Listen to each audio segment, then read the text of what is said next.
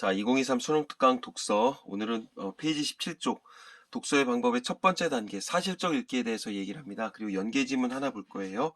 자, 뭐 독서의 방법 모든 책에 이런 식으로 나와 있죠. 첫 번째는 뭐 사실적 읽기, 그 다음에 뭐 다음에는 추론적 읽기, 뭐 생략된 내용을 추론하고 뭐 의도를 파악해라. 그 다음에 뭐 세 번째가 비판적 읽기라고 나와 있죠. 뭐 표현의 적절성, 그 다음에 뭐 주장의 타당성, 그 다음에 뭐 관점의 공정성, 이제 그런 식으로 설명을 할 테고, 그 다음에가 이제 보통 감상적 읽기라고 나와 있죠. 뭐 어떤 뭐 즐거움, 깨달음을 수용하더라, 그런 식의 내용이 나올 것이고, 맨 마지막에 이제 이른바 뭐 창조적 읽기라는 이름으로 해서 창의적 읽기인가? 창의적 읽기인가? 그렇게 해서 뭐 문제 해결 방안을 모색하고 뭐 한계와 더불어서 어떤 대응 방법을 뭐 모색해보자, 이제 그런 식으로 아마 책에 다 나와 있을 거야. 그 독서의 방법의 첫 번째 단계, 이른바 사실적 읽기부터 갈 건데, 사실은 뭐 어떤 그 고해성사를 하자면, 나도 옛날에 이런 걸 안 봤어. 그냥 이거 나오면 다짜고짜 지문 분석하고 그랬었는데, 이게 그러다 보니까 나의 행동을 학생들도 따라하더라고요. 그러다 보니까 계속 지지부진이야. 그냥 어떤 발전이 없는 친구들도 있고, 그냥 급급한 거야. 지문 하나 보면서 그래 먼저 문제를 보랬으니까 문제 보고 그래 거기까지는 그래 좋다 쳐.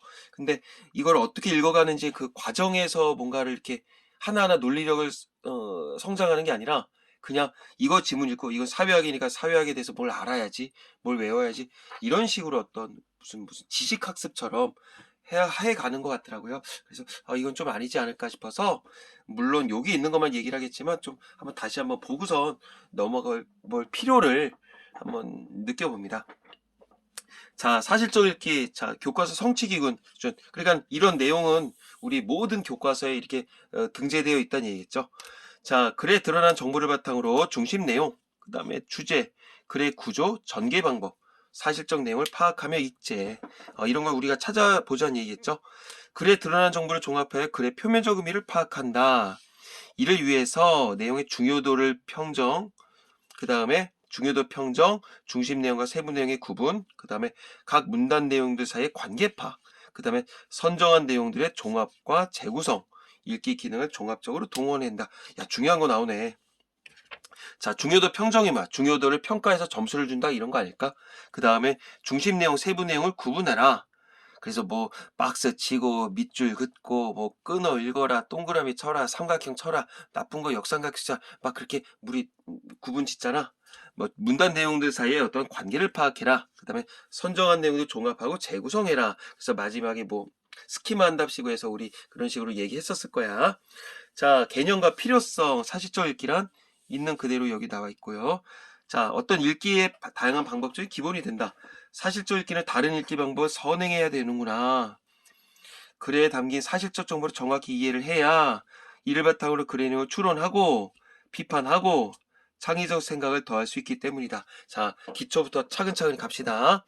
자, 그럼 어떤 식으로 가느냐? 여기 있는 거 다시 한번 부연 설명해 주네. 중심 내용과 주제를 파악하래. 하나의 문단은 중심 내용과 뒷받침 문장으로 구성된다. 우리가 흔히 뭐라 그래? 주지 문장과 부연 문장이라고 얘기를 하죠. 한편의 글은 중요한 문단과 뒷받침 문단으로 구성이 된다. 글 읽을 때 우선 중심 문장을 찾고 중요한 문단을 파악한다. 그럼 뭐 반복되는 단어, 그 다음에 개념, 그런 식으로 뭐 찾아가야 되겠죠. 그리고 이를 중심으로 문단과 글 전체 내용을 재구성하고 그 다음에 요지를 정리하면 글의 주제를 파악할 수 있다. 제발 부탁인데 형광펜 좀 써보세요. 자, 글의 구조와 전개 방법을 파악하자. 자, 이렇게 방법, 그 다음에 이런 방법도 있대. 글의 구조와 전개 방법을 파악하려면 먼저 단어, 문장, 문단 등의 언어 단위가 서로 어떤 관계를 맺고 있는지를 이해해야 된다. 왜 우리 고칠 때는 이제 큰 거 고치고 작은 거 고치고 제일 작은 거 고치잖아. 근데 이런 식으로 순서적으로 해서 어떤 관계성이 있느냐 보자는 얘기고, 특히 글의 구조를 파악할 때 글의 화제, 내용, 글의 구조를 알려주는 담화 표지, 이런 거를 주의 깊게 살펴봐야 된다. 여기도 담화 표지가 있네. 뭐 먼저 이런 거 있잖아. 그리고 글의 종류에 따라 논리 전개를 주의 깊게 살펴봐야 된다. 그래서 뭐 가령 뭐 논설문 같은 경우는 진짜 시간 없으면 맨 처음이랑 맨 마지막만 봐도 된다며. 자, 그 다음에 글의 종류에 따른 구조, 뭐 관습적으로 이런 식으로 나타나는데, 왜 이제 사실적 읽기 뭐 이거는 사실적 읽기만이 아니라 글을 읽을 때 뭐 나도 이제 끊으면서 이제 뭐 좀 강조를 하겠지만 뭐 어떤 특히나 이제 맨 앞에 보면 인문사회 이런 거에서는 어떤 견해주장 따위가 많이 나오잖아. 그래서 뭐 아무개는 뭐 여기에 뭐 대표적인 뭐 아무개는 그냥 보면 그 아무개가 한 명만 나오진 않을 거란 말이야. 몇 명이 나오면서 그들의 어떤 견해주장을 비교하는 게 나을 겁니다. 그 다음에 아무개는 어쩌고저쩌고 얘기를 했어요. 그러면 다음에 뭐가 나왔어요? 뭐뭐와 달리 이렇게 뭐 얘기하죠. 그 다음에 뭐 우선 어떤 뭐 그 주제들이 나면 우선 그다음에 먼저 이런 식으로 어떤 담화 표지가 시작하겠지. 여기처럼. 그러면 어쩌고저쩌고 얘기를 하고서는 한편 반면 해서 뭐 당연히 대조 나오겠고 그러면서 이제 뭐 나중에 비교할 때는 뭐뭐와 마찬가지로 해서 뭐 공통점 쫑쫑쫑쫑 나오겠지. 그러면서 뭐 뭐뭐와 달리 그래서 뭐 대조도 하겠고 그러면서 이제 경우의 수를 파악하겠죠. 뭐뭐 할 때 뭐뭐일 경우 뭐뭐이면 하면서 뭐 이제 좀 더 뭐 강약 중강약 하면서 뭐 뭐뭐일수록 그래서 이걸 다 우리가 파악해야 되겠죠. 그래서 어떤 얘기를 할 때는 이제 견해주장 따위가 나오면 뭐 자기가 얘기하고자 하는 것의 어떤 기능 그다음에 뭐 역사적 의 이를 얘기를 하면서 그치 보통 의는 맨 마지막에 나오죠. 그러면서 뭐 하지만 한계점에 대해서 얘기를 하고 한계점을 어떤 여기서 그냥 끝이 날 수도 있겠지만 한계점을 뭐 극복하기 위해서 뭐 이를 위해 뭐 이를 해결하기 위하여 이런 식으로 어떤 대응 방안이 나오겠지. 그래서 어떤 통사적인 어떤 역사적 의의를 찾을 수가 있겠고 그래 그러면 이제 우리가 이거를 좀 파악을 해가면서 하나하나 살펴보자는 얘기겠죠. 자 그러면 이제 본문으로 가볼게요. 자, 총 단락은 1단락, 2단락, 3단락, 4단락, 5단락. 이거 윗글에 대한 설명을 가장 적절한 것은 싹 들어오는 용어들이 있어야 되겠지. 국제정치학이란 게 있고 이론에 근거했다. 뭐 시대별, 뭐 학자들 핵심 주장, 그 다음에 뭐 이론들을 제시했느냐, 그 다음에 주도하고 있는 특정 이론이 역사적으로 발전된다. 뭐 주도해온 이론의 기존의 이론들과 뭐 이런 것들이 있나봐요. 이제 중요한 거 포커스는 국제 정치학인가 보죠. 다음에 기업과 관련된 자 웬트의 견해로 적절하지 않은 것은 자 웬트가 사람 이름인가 보지 뭐 웬트가 어디 나와 있냐 안 보인다. 기업과 관련은 뭐 웬트가 왜 안 보이냐 뭐 어디 있겠지 뭐. 자 국제정치 무정부 상태 어쩌고저쩌고 나오나봐. 자, 국제제 무정부 상태가 홉스적 문화, 칸트적 문화, 로크적 문화. 뭐야, 이게? 많이 들어보던 양반들이긴 한데, 어떤 이 문화가 다른가 보죠? 그러면 비교 분석할 필요가 있겠지. 그리고, 맨 마지막 윗글을 바탕으로 해서 보기를 이해할 때 적절하지 않은 것은, 냉전은 어쩌고저쩌고 나와있다. 이거 지금 읽어봤자 아마 까먹을 거야. 근데 확 보면, 월츠, 웬트 아까 저 사람 이름이라며. 자, 그러니까 이제 월츠도 사람 이름 아닐까? 자, 월츠의 뭐 견해가 나오나봐. 웬트의 견해가 나오나봐. 분명히 비교 분석, 공통점, 차이점 찾아야 되겠죠. 자, 그럼 이제 1문단부터 가볼까? 자, 우리는 국어다. 모든 답은 지문에 있다. 이건 사회학이 아니다. 국어다. 자, 국제정치학에서 구성주의의 기원은 신현실주의와 신자유주의가 국제정치 이론을 주도했던 1980년대로 소급된다.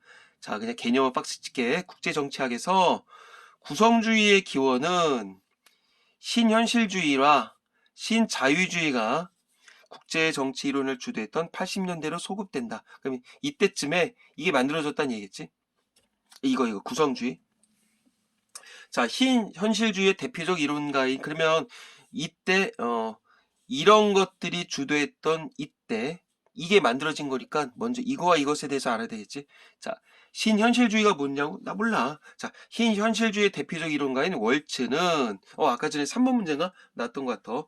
국제정치가 다양한 단일한 중앙 권력이 존재하는 국내 정치와 달리 무정부 상태에 있는 것과 같다고 봤다. 국제정치가 무정부 상태에 있다.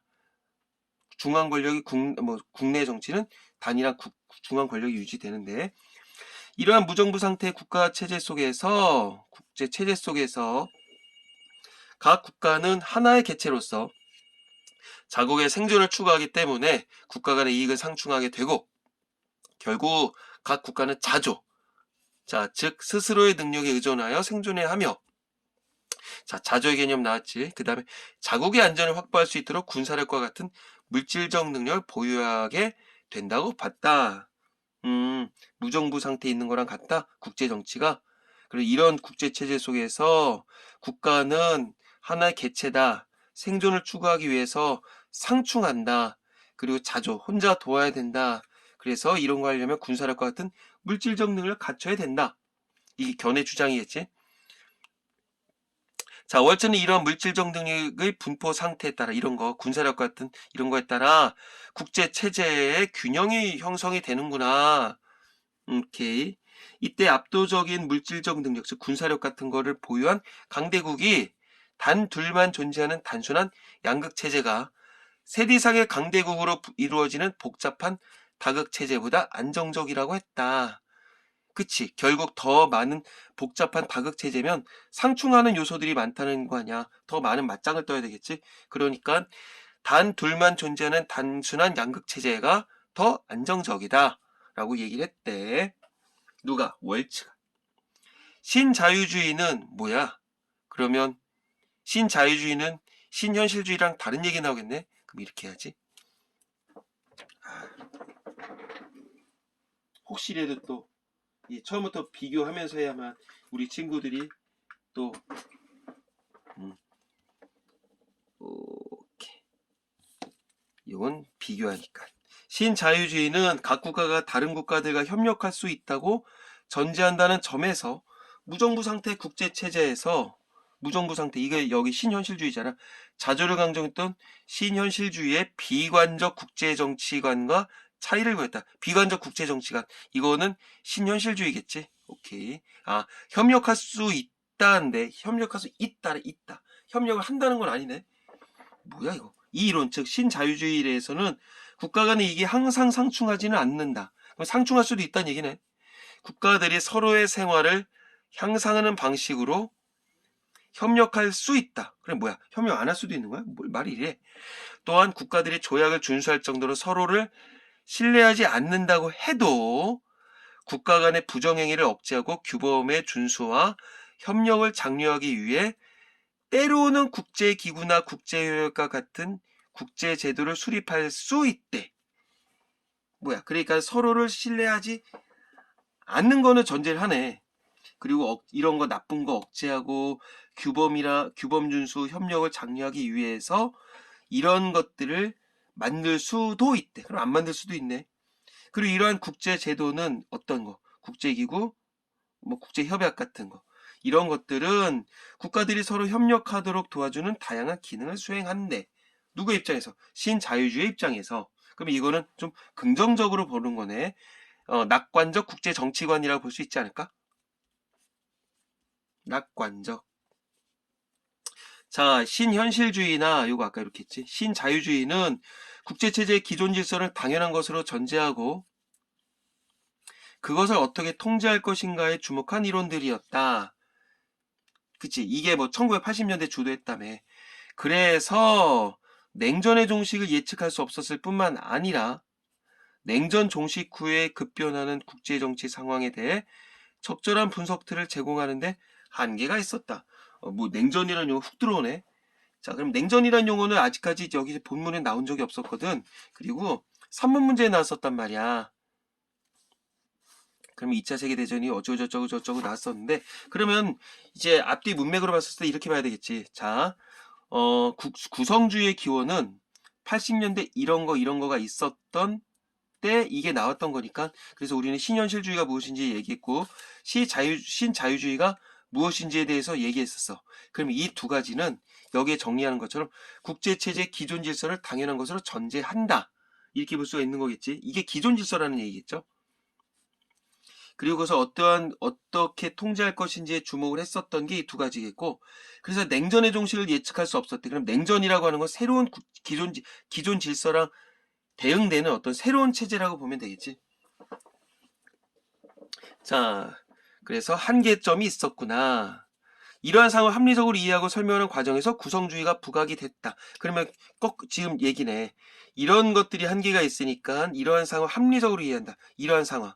이 앞에 있었던 이런 걸 설명하고 이해하고 설명하는 과정에서 구성주의가 부각이 됐다.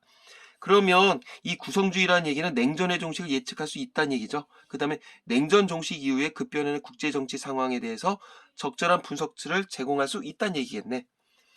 자, 구성주의를 주도했던 웬튼 오라. 이제 나오는구나. 아까 전에 왈츠야, 월츠야, 뭐 웰츠인가 뭐 그 양반 있었지.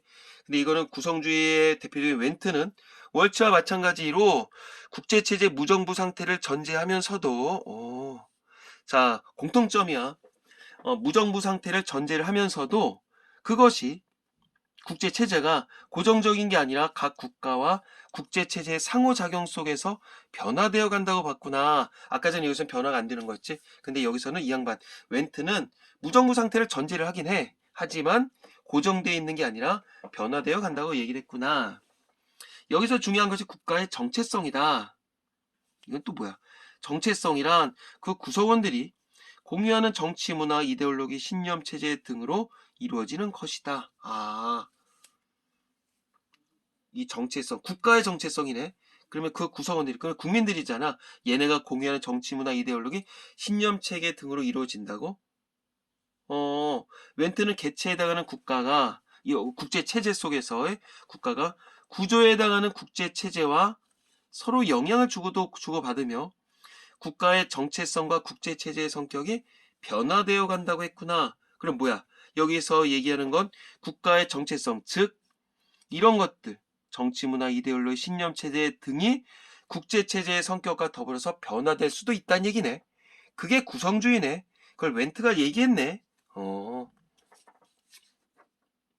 그러면 가볼까? 2번 문제가 갈 수 있을 것 같은데? 아니다. 기억 보고 하자, 야. 그는, 즉 누구는 구성주의 대표적인 웬트는 무정부 상태가 변화되어가는 양상을 세 명의 특징적인 사상과 연결되어 설명했는데 그에 따르면 이제 표지가 나와. 첫 번째 홉스적 문화는 신현실주의 이론에서 전제한 신현실주의 아까 전에 그거 비관적 국제정치학 계속 맞짱 떠야 된다 그거였죠. 이 문화에서 모든 국가는 만인에 대한 투쟁 상황에 놓여 있다. 따라서 이 문화 속에서 국가들은 서로를 적으로 간주하고 자조가 말 그대로 이거 스스로 돕는 거죠. 자조의 원리에 따라 자국의 생존을 확보하기 위해 노력한다. 아직은 어려운 거 없어. 그 다음에 두 번째 로크적 문화에서는 완전한 적대감이나 완전한 우정이 지배하는 게 아니라 국가들 간의 경쟁이 존재한대. 여긴 투쟁이었는데 여기는 경쟁이 존재한대. 이 문화에서 즉 로크적 문화에서 국가들은 서로 갈등하면서도 상황에 따라 공동의 이익을 추구한대. 조금 좋아졌네. 여긴 계속 맞짱, 여긴 맞짱 뜨면서 손잡기도 하고. 세 번째 칸트적 문화에서 국가들은 자신의 안보를 추구하지만 서로를 적으로 인식하기보다는 동반자로 인식한대. 여긴 투쟁, 여긴 경쟁, 여긴 동반자. 서로 좋아지네요, 점점. 이 문화, 즉 칸트적 문화에서는 국가들 간의 적대적 관계가 아니라 우호적 관계로 형성이 된대요. 자, 그럼 지금 보면 세 명의, 즉 어떤 무정부 상태가 있기는 있지만 이 국제 체제가 변화되는 양상을 세 명의 어떤 누구라 그래야 돼? 뭐 철학자라고 해야 되나? 이 양반들의 소견이랄까? 사상가랑 연결지어서 얘기했단 말이야. 즉 홉스, 로크, 칸트 이렇게 갈수록 점점 긍정적으로 변화됐구나. 이렇게 볼 수가 있겠죠. 자, 마지막 얘 보고선 그냥 가지 뭐.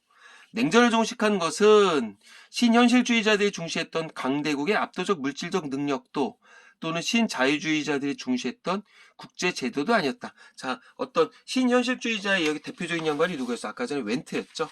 아니야. 웬트가 아니라 월츠야. 그 양반이었지?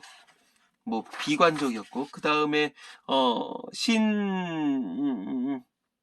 이런 것들도 아니고 이런 것들 아니고 말 그대로 신자유주의에서는 뭐 국제제도가 뭐 있어서 아까 뭐 국제기구 국제협약 이런 거였죠.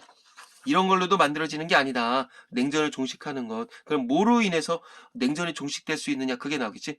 구성주의의 관점에서 웬트는 소련 내부에서 나타난 정체성의 변화를 냉전 종식의 가장 중요한 요인으로 봤구나. 자, 정체성의 변화가 뭐였어? 아까 전에 거기 안에 있는 정치 문화 이데올로기 신념 체제 이런 것들이 변화된다는 얘기겠죠. 그리고 국제체제와 영구적 갈등과 전쟁상에 놓였을 수밖에 없는 신현실주의 견해를 반박하며 홉스적 문화를 로크에서 칸트로 문화가 발전할 수 있다고 봤다. 결국 어떤 부정에서 긍정으로 좋아지는 거겠지. 자, 이런 점에서 구성주의는 국제체제를 정해진 도식처럼 파악하는 기존의 견해에서 벗어나 변화가 된다고 그랬었잖아. 자, 구성주의는 아까 전에 무정부 상태를 전제하면서도 고정적이라고 그랬었으니까 뭐가? 이 앞에 있었던 것들 이 두 가지가. 그러니까 이 고정됐다는 얘기가 여기서 이거네. 도식처럼 파악하는 거네. 무정부 상태의 국제체제를 더 나은 방향으로 발전시키기 위한 이론적 토대를 제공할 수 있었다. 즉 여기서 얘기를 하면 고정된 게 아니라 변화되어 간다는 거겠죠. 즉 변화된다고 할 수 있는 어떤 의의가 있다. 이런 식으로 정리할 수가 있겠지. 자, 그러면 정체성의 변화는 이데올로기의 변화 그런 식으로 정리할 수가 있겠고 1번 문제 가볼까? 윗글에 대한 이해로 가장 적절한 거. 국제정치학 이론에 근거하여 시대별로 국제체제의 변화 과정을 살펴보고 있다. 뭔가 변화된 건 있긴 있었어. 로크인지 홉스인지 그런 식이 있었지만 시대별로 국제체제가 변화되는 거가 나온 건 아니었지. 그 다음에 국제정책을 연구한 학자들의 핵심 주장이 일치하게 된 거. 연구한 사람들 월츠 그다음 웬트 등이 나오긴 했지만 핵심 주장이 일치하게 됐다 그런 거 안 나왔고, 자 다양한 이론들을 제시한 다음에 각 이론의 근본적 한계점 각 이론들을 제시하긴 했네. 하지만 이론의 근본의 한계점 나온 건 없었고, 그 다음에 주도하고 있는 특정 이론이 역사적으로 발전하는 양상. 야 여기에 특정 이론이 있었냐? 국제정책을 주도하고 있는 특정 이론이 역사적으로 발전해. 국제정치학, 신현실주의, 신자유주의, 구성주의 이렇게 나오긴 했어. 특정의 역사적으로 발전되어 가는 양상 이런 게 나온 건 아니었죠. 자, 그 다음에 주도해온 이론의 기존의 이론들과 새로운 상황 속에서 부각된 이론에 대해 설명하고 있다. 기존의 이론들이 뭐야? 어떤 1980년대에 있었던 신현실주의와 신자유주의를 얘기를 하겠죠. 그 다음에 새로운 상황 속에서 부각된 이론. 새로운 상황이 뭐야? 어떤 냉전 체제 속에서 이런 것들은 냉전을 설명 못한다며. 그래서 구성주의가 만들어졌다며. 그러니까 새로운 상황이라고 하는 건 어떤 냉전을 얘기를 하겠고요. 그 다음에 여기서 새롭게 부각된 이론은 결국 구성주의다. 이런 식으로 얘기를 할 수가 있겠지. 그러면 정답은 5번 그러면 되겠고요. 2번 문제 기업과 관련된 웬트의 견해. 자, 국제체제 무정부 상태가 변화되는 것은 국가의 정체성 변화와 관련이 있다. 자, 결국 어떤 무정부 상태가 변화되는 것은 여기서 무정부 상태가 변화되는 것은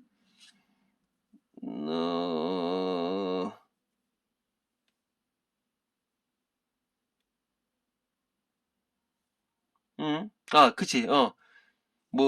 국가 체제 어떤 상호작용 속에서 변화되어 간다. 그래서 그 변화되는 건 어떤 국가의 정체성 때문이더라.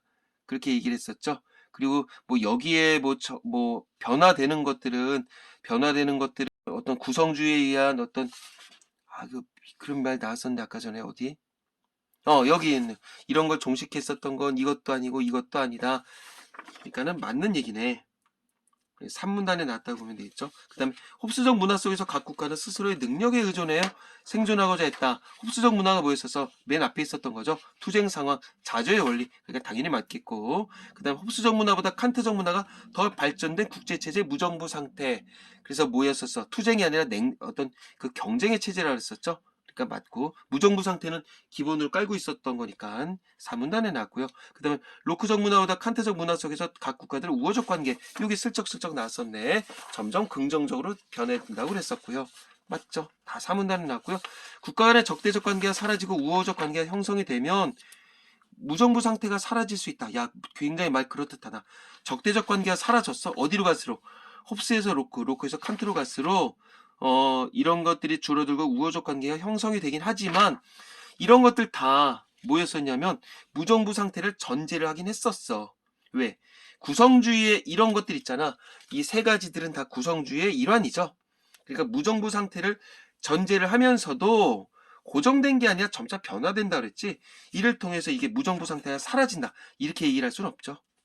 5번 하면 되겠고, 자, 마지막 문제입니다. 자, 보기를 할 때 적절하지 않은 것은 냉전 2차 세계대전 이후 미국을 중심으로 한 자유주의 국가들과 소련을 중심으로 한 공산주의 국가들 간의 대립 양상, 각 진영은 상대 진영을 견제하기 위한 군사체제 결성. 군사력, 아까 전에 이게 뭐였었냐? 군사력 같은 것들이 아까 뭐라 그랬었냐면 뭐 어떤 물질적 능력을 보유한다. 이런 거 슬쩍슬쩍 용어 났었지. 미국 소련 서로 군사적 도발을 억제한다는 명분의 핵무기 개발 정책을 벌이다. 어마어마했어. 이거 전쟁 안 내려고 막 탁구치고 그랬었잖아. 포레스트 검프란 영화에도 나오고요. 두 진영 직접적 군사적 충돌, 즉 전쟁을 하진 않았으나 정치, 경제, 문화 등을 중심으로 치열하게 대립다. 이게 콜드워죠. 이제 한번 건드리면 이제 어마어마하게 터지는 거야. 이게 스포츠까지 갔었죠. 이러한 대립이 50여 년간 지속된 다음에 소련이 개혁 개방 정책을 추진하기 시작했다. 이렇게 지속이 되다가 개혁 개방 정책을 추진하게 됐다. 그래서 무슨 뭐 페레스트로이카 이제 그런 용어 들어봤었을 거야. 그리고 1989년 미국과 소련의 정상이 만나, 뭐 고르바초프랑 레이건 대통령이 만났지 아마. 자, 만나 마침내 냉전 종식을 선언하게 됐다. 그럼 냉전의 종식을 이루는 건 뭐였었다? 아까 전 냉전의 종식을 이루는 건 뭐 정체성의 변화 그런 거였었잖아. 그럼 결국 여기서 뭘 우리가 유추할 수 있는 거야? 답을 끄집어낼 수 있다. 그쵸? 소련이 개혁 개방 정책을 추진했다. 결국 이건 뭘 의미한다? 소련의 정체성이 변화됐다. 이렇게 설명을 할 수가 있겠죠. 자, 그리고 만나서 냉전 종식을 뭐 선언하게 됐더라. 결국 어떤 국제 정체 체제가 변화됐더라. 그 다음에 어떤 무정부 상태가 긍정적으로 좋아졌더라. 이런 식으로 하면 되겠지. 2번 문제의 마지막처럼 무정부 상태가 뭐 끝났다. 이렇게는 볼 수가 없겠고, 이렇게 적어 놓으면 될 것 같아. 뭐 무정부 상태가 뭐 변화됐더라. 그 다음에 국제 정치 체제가 변화됐더라. 이런 식으로도 우리가 알 수 있을 것 같아. 그럼 적절하지 않은 거. 월츠는 이게 누구였었어? 월츠가 맨 앞에 나섰던 신현실주의 양반이었었죠. 자, 냉전체제의 미국과 소련이 압도적인 물질적 능력, 그 군사적 같은 거 보유한 강대국이라 봤겠구나. 두 진영의 동맹체제를 결성했다는 점에서 국제제도의 기능을 긍정적으로 보았겠군.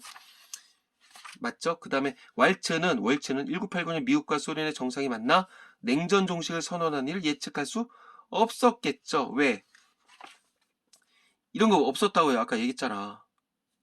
한계점 어디 났었니? 둘만 존재한다. 신자유주의 뭐 얘기했어. 근데 이렇게 해서 여기서 예측할 수 없었고 종식 이후에 어떤 거를 제공하는 한계가 있었다 그랬잖아. 그러니까 이거 3문단 초반을 통해서 답을 구할 수가 있는 거겠네. 자, 그 다음에 잠깐만. 야, 2번 틀렸다, 야. 보니까. 월츠는 두 진영의 동맹체를 결성했다는 점에서 국제제도의 기능을 큰일 소리 했다. 야, 미안하다. 월츠는 신현실주의였잖아. 근데 두 진영이 만나서 동맹체를 결성, 국제제도의 기능을 긍정적으로 보는 건 이런 신현실주의가 아니라 신자유주의 입장이네. 서로 협력한다. 국제기구, 국제협약 따위 어떤 국제제도를 수립할 수 있다. 야, 큰일 소리 했다. 2번 틀렸다, 야. 이건 이쪽이 아니라 신자유주의 입장이죠. 신자유주의. 그럴 수도 있지 뭐. 자, 웬트는 냉전 종식의 요인으로 개혁 개방 정책을 추진한 소련의 정체성 변화에 주목했겠다. 맞네. 페레스트로이카. 아까 전에 슬쩍 그런 용어 얘기해 줬었고요. 그 다음에 웬트는 누구였었어? 요 뒤쪽에 나왔던 양반이었었죠? 이거 구성주의가 뭐였다? 이거와 이거의 어떤 한계점을 극복하기 위해서 만들어졌었던 것이었고. 자, 5번. 냉전 체제에서보다 냉전 종식 후에 국가들 간의 적대감이 줄어들 것이라고 보았겠군. 그치? 여기의 설명을 통해서 우리가 알 수가 있을 거야. 그리고 점차 변화되는 과정. 그래서 세 명의 어떤 이 사상과와 연결지었다. 뒤로 갈수록 좀 더 부정적이 아니라 긍정적으로 좋아진다고 얘기를 해줬었고. 그렇게 하면 되지 않을까 싶어요. 자, 키워드도 좀 잘 살펴봐야 될 것 같아. 어차피 여기에서 이런 용어들만 끄집어서 다른 지문을 만들어서 출제를 할 수 있으니까. 자, 그러면 여기서 한번 키워드를 봐볼까? 신현실주의, 신자유주의, 그 다음에 월츠, 그 다음에 뭐 구성주의, 그 다음에 웬트, 뭐 국가의 정체성, 그 다음에 홉스적 문화, 그 다음에 로크적 문화, 칸트적 문화, 그 다음에 나왔었던 냉전, 이런 용어들을 좀 봐야 되지 않을까 싶어요. 자, 항상 비문학은 예습하고, 아, 이런 식으로 해서 풀 수도 있구나. 그리고 강의 보면서 정리하시고, 자기만의 용어로 다시 한번 스키마 해보시고, 우리는 국어학습이다. 자, 수고했어요.